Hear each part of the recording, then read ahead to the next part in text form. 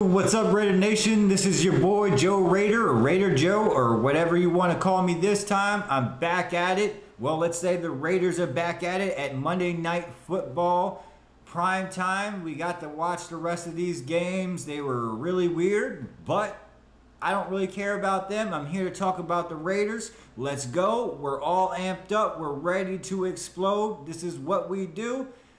Let's go. So basically, it's put up or shut up time. This is Monday Night Football. We're going to be on prime time. This is not your NFL Sunday night ticket. This is prime time. This is where we want to be. So we have to showcase ourselves that we are ready for the spotlight, that we are ready for the Ravens and Lamar Jackson, because apparently he's God. Apparently he can't be stopped unless he's in the playoffs. That was a little punch there. That was for the last person who left a comment on my last video. No one else left a comment that was a Raiders fan, but a Ravens fan. Let's go Ravens on my stuff. So that was a little jab towards whoever that was. But anyways, this is time for Derek Carr, John Gruden, Mark Davis to shut everyone up. This is the time. This is the year. And if they don't do so, I'm going to get more into this. It's heads rolling time. Monday Night Football, let's go. Now we have no more excuses. What can we do to actually stop Lamar Jackson? Gus Bradley had some success with Lamar Jackson. It would be average success. It's better than the others, I would say, unless we're talking about the playoffs. He's had sacks, not too many interceptions, maybe one or two. But regardless, this is a new team, a new scheme. We don't know what we're really going to get ourselves into. What I'm looking forward to is seeing these young safeties. I'm really excited about that. I'm excited to see about what the linebackers are actually going to do, the defensive line. It's a whole new defense. I want to see how they collectively are going to pull themselves together and be this new defense that we want them to be. Are they going to be what we paid for, basically? So that is one of the keys to success tonight, is actually stopping Lamar Jackson and containing Lamar Jackson. No open runs, no, we got to bait and switch him, basically. We got to make him see something that he hasn't seen before or is not ready to see. He wants you to rush him at full speed. I feel like containing him, he's kind of used to as well. I think you throw a combination of all the things he's not used to. And then we have the unknown with Le'Veon Bell. I don't know if he's been brought up. It's either Le'Veon Bell or Latavius Murray. Latavius Murray, as we know, is a one-hitter. What I mean by that, for those that didn't watch Raiders football before that, Latavius Murray was on the Raiders. And you hit him one time, you breathe on him one time, he's falling over. So all you have to do is really put your hands on him and he's going to fall over. He's not your strongest back. He just he's good at maneuvering through holes, which I give him credit for. He was a decent back. He was no Josh Jacobs in my mind, but I'm not really scared of the running backs, and I think Lamar Jackson knows this. The key factors you have to watch out for besides Lamar Jackson, their wide receivers have went down. Their tight end Andrews is one of the guys you have to look out for. And then these new running backs, they have some mediocre wide receivers at best, but I wouldn't pump them up that much. They want to talk about their defense. Their defense is good in some areas, but they lost a lot of key players, so I don't know if that player is really good by themselves, or is Marcus Peters helping that defense out so much that the other guys are, it's the Dion effect, basically. Marcus Peters, you can say, is kind of like Dion. People were afraid to throw that way, so the other side looked great. We know all about that. We signed a guy to a huge deal because Deion Sanders made him look great, and he didn't pan out the way that we wanted him to. But anyways, I digress. Going back to Lamar Jackson, it's best to kind of spy him at times on obvious downs, like man-to-man times. So if we're playing man-to-man, he loves to run the ball. Because if we're D'ing up on them, we definitely got to have a spy watching them. Either it be the corner nickel or it be a linebacker, preferably a linebacker that has some speed, obviously. I mean, or some type of safety. Get an extra safety on the field. We got Trevon Moorag. We got Jonathan Abram. I feel like Gillespie can get on the field this game to kind of spy him out. That would be a great idea, actually, to get Gillespie on the field and actually spy Lamar for a little bit. You know, don't get him used to the fact, just kind of, you know, play with his brain a little bit. The biggest factorization is this home crowd. Is it advertised? Is it going to be loud? The other X factor in this whole defensive strategy is the crowd. Apparently this stadium amplifies crowd noise. Hopefully there is crowd noise. I don't know what to expect. We didn't have fans last year. We got a taste of it at preseason of how loud this crowd can get. I'm kind of curious myself, but overall the crowd's got to be a little bit hectic. Media is like, oh, they got nothing but locals out there. I know, me personally, I know a lot of people out there from Cali. I know a lot of people out from other areas that flew in to just watch this game. So it's not going to be just locals. So don't get it fucked up, NFL Network. Don't get it fucked up, NBC and CBS and all these other broadcasting channels that don't do their due diligence before the game. They just run out their mouths. Now we're on to the offense. The biggest question of tonight's offense will probably be the offensive line. I know we're all thinking about it. It's not really Derek Carr. Derek Carr has shown that he can actually ball out. My other biggest concern is Josh Jacobs and his illness. It's not listed as COVID, so obviously they would tell that right away because they like talking about that.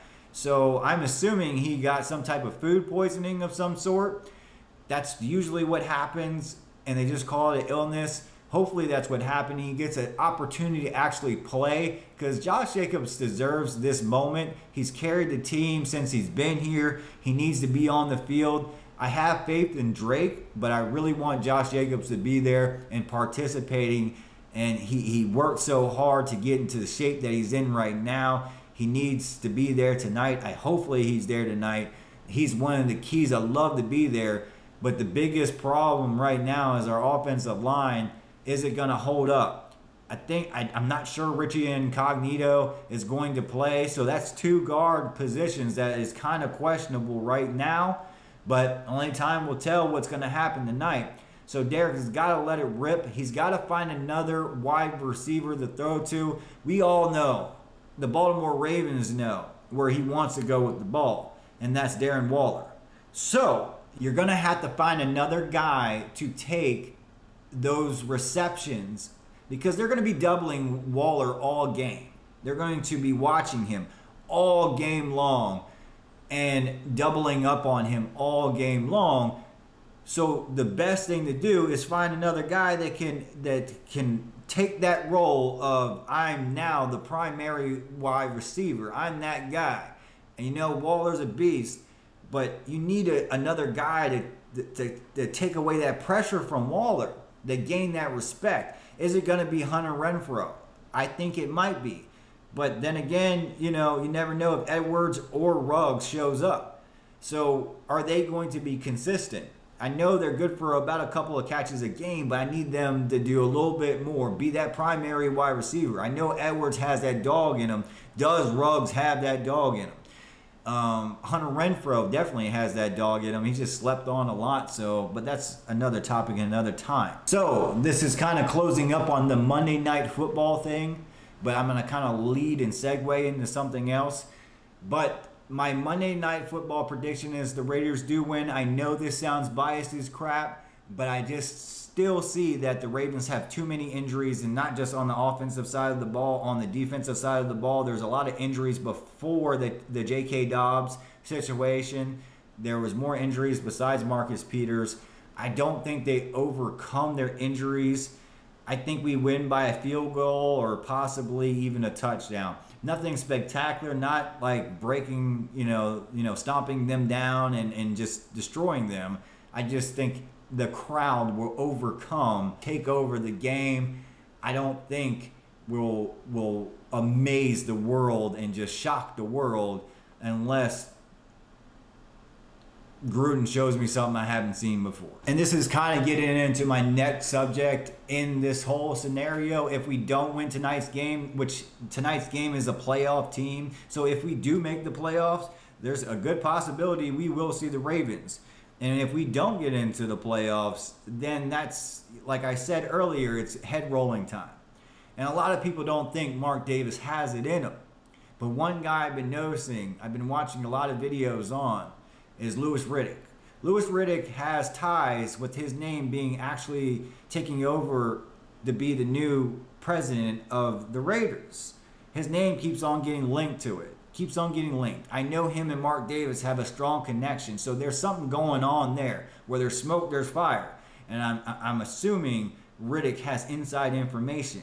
He keeps on keying into certain things, like I just said here. You think Mark Davis doesn't have the cojones, the balls to actually fire John Gruden? I think you're wrong. And Louis Riddick thinks you're wrong, but he's not really saying anything because he doesn't want to give away information that kind of disrupt the team. He's smart enough. He's smart enough not to pull that trigger.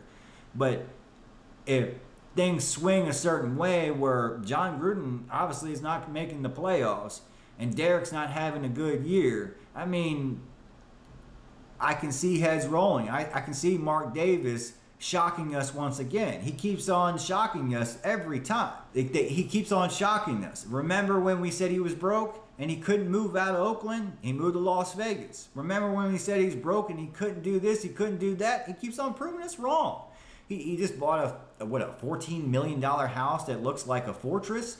I mean, come on, man. He keeps on proving us wrong, keeps on proving us stupid, and as stupid as he looks with his bowl haircut, he still makes us look dumb. And this might be another opportunity for him to make us look dumb again. You think he doesn't have what his dad had. I think he has a little bit more patience than his dad, but he's still a Davis. And I think it will be Gruden's time. I think it will be Mayock's time. I think it will be Derek's time. They haven't even extended Derek Carr's contract yet. And that's kind of concerning. They could have saved so much cap space. They could have signed so many more people. They could have solidified and made it very clear to Derek, you're the guy. But they have Marcus Mariota in the corner here. And he's on a one-year deal. What are they doing with him? We have no idea. We're not trading him. We're going to make him reconstruct his deal. And now he has the option of choosing where he wants to be traded, if traded. So it's very concerning on Derek's part to go, wait a minute, so this guy, what are we doing with him? I mean, you know, Derek's Derek, so he probably loves everyone. But in reality, you have it in your back of your mind is that he's probably the fallback guy and you're probably the next guy out. They're going to trade you out if you don't perform, and vice versa. They're both a trade bait. But let me know what you think in the comments below. Please like and subscribe. I hope you're ready for Monday Night Football. I know I am. It's going to be a long night or a long day before I get to night, and then I'm going to be worn the fuck out. I don't know if I'm going to actually have a post-game video because of my energy level. We all know as Raiders fans, it might be emotional as fuck, and by the end of it, we might want to talk about things. We might not want to talk about things. We might be too worn out, or we're too busy celebrating. Who knows? I hope Raider Nation is having a blast. I hope you have a blast tonight. Hopefully the Raiders show out and actually give us a good show on Monday Night Football. And with the new added pieces, I'm pretty sure we will. So have a great night. Enjoy Monday Night Football. Please like and subscribe. I'm out.